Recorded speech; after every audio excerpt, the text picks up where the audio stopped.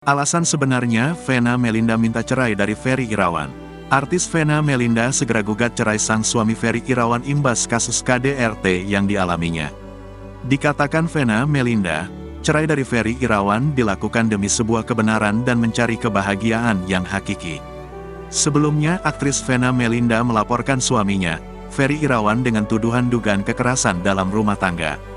Atas musibah tersebut, Vena Melinda sempat dirawat di rumah sakit akibat mengalami cedera fisik dan trauma.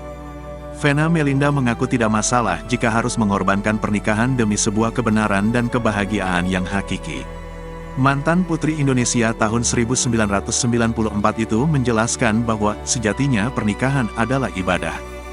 Vena Melinda mengaku kini ia bisa menentukan sikap dan bisa kembali hidup bahagia bersama anak-anaknya. Sebelumnya, putra sulung Vena Melinda dari pernikahannya dengan Ivan Fadila, Verrell Bramasta sempat berniat membalas perlakuan ayah sambungnya. Bahkan Verrell Bramasta berniat adu jotos dengan Ferry Irawan. Namun niatan itu diurungkan oleh Verrell lantaran ia ingin lebih fokus pada sang mama. Verrell Bramasta memastikan dirinya siap pasang badan untuk menjaga Vena Melinda.